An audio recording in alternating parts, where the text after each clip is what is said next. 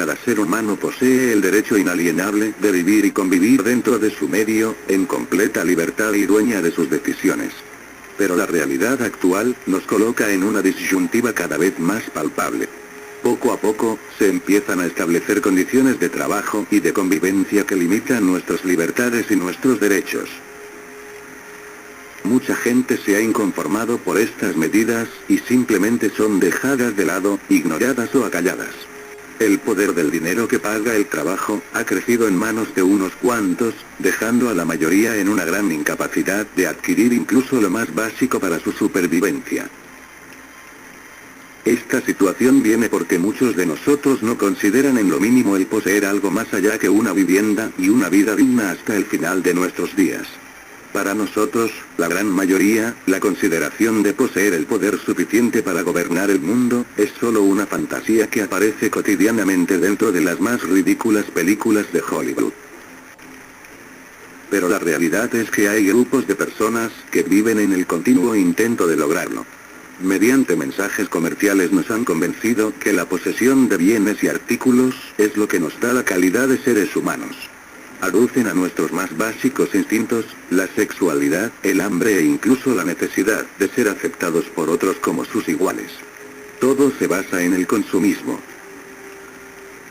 Pero aquellos que poseen el dinero suficiente para crear de manera industrial lo que consumes, pagan por ello sueldos irrisorios, y explotan a sus trabajadores para lograr un precio tan bajo en sus productos y que se conviertan en irresistibles para que la gente los compre aún, cuando en realidad no les sean necesarios o incluso les sean perjudiciales para su salud, física o emocional.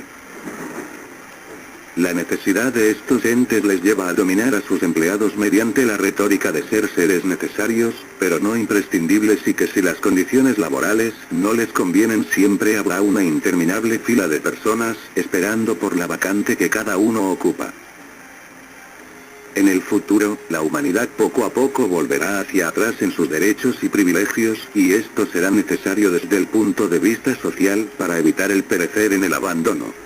Aquel que no forme parte de una cadena de producción laboral, estará condenado a morir de hambre, y el dinero que cada uno gane, apenas será suficiente para adquirir lo más básico para su subsistencia. El sistema nos obligará a perecer poco a poco.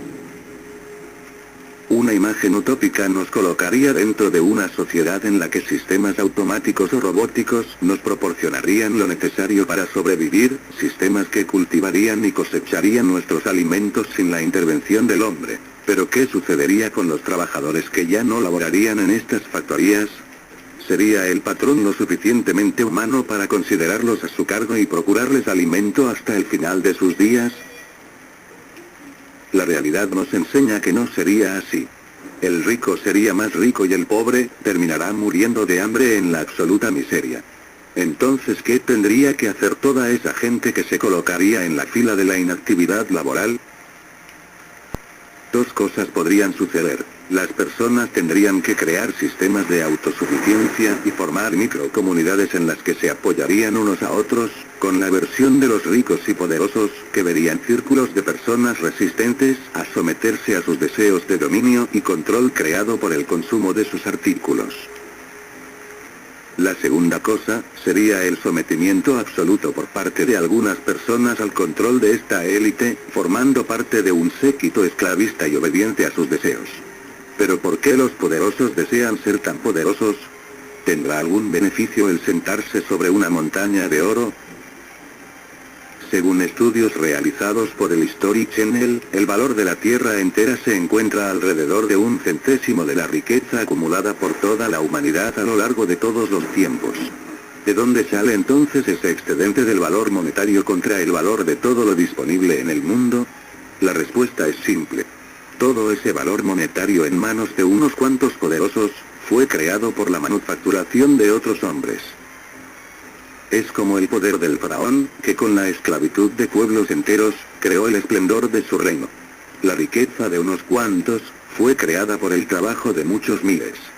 Dentro del gremio patronal se dice, una persona que trabaja, debe producir por lo menos, 2 veces la cantidad de beneficio que se le paga.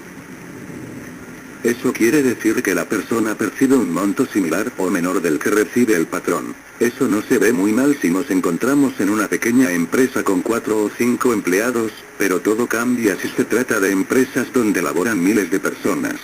Así, entendemos que el verdadero valor para los poderosos somos nosotros. Las personas encumbradas, no persiguen el oro, ni la plata, pues ya lo poseen en enormes cantidades. Lo que esta gente desea, es nuestra capacidad de manipular todo para agregar valor a las cosas inertes. Un pedazo de madera posee una tasa determinada, pero su precio se acrecienta enormemente si pasa por las manos de un hábil carpintero. Aún con la existencia de sociedades atendidas por robots, la mano de obra sería necesaria. Menor, pero necesaria. La élite requiere de sirvientes, pero esos siervos, requerirían a su vez de ayudantes, y estos a su vez de empleados y así, hasta llegar a la mayoría esclava, que solo trabajarían por comida. Verdaderos cuerpos de carne, sin derechos ni libertades. La ilusión de derechos humanos solo da un medio descanso en las frustraciones de miles. La libertad va en descenso y los números poblacionales se comenzarán a convertir pronto en desventaja para la élite encumbrada, cada vez serán menos los necesarios para hacer más cosas. Si bien, pasarán décadas para que todo esto se concrete, al final y de seguir el camino que llevamos, terminaremos como esclavos o como polvo en el camino. Pero aún con todo esto, existe una forma de evitar el cataclismo. Pero el llevarla a cabo es tan difícil que casi es imposible.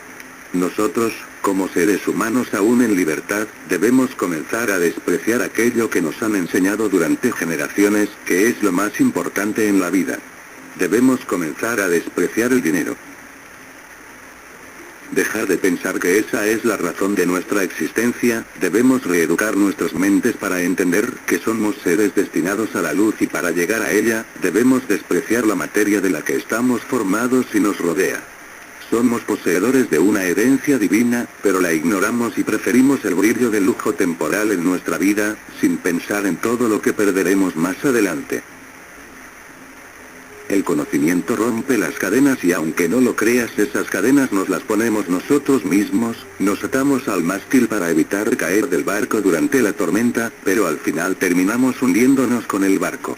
Tu libertad está en tus manos, la élite te quiere esclava y dependiente de tu trabajo, de tu teléfono móvil, de tu tableta, de tu casa, de tu auto. Entre más compres, más ricos los haces y tú serás más pobre.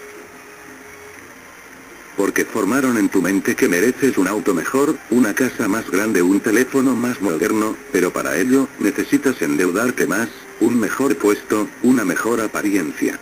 Te dicen que debes ser una mejor persona, por lo que establecen que si vas a la iglesia eres un buen hombre, obediente, sumiso y que agradece el sufrimiento en aras de una mejor vida.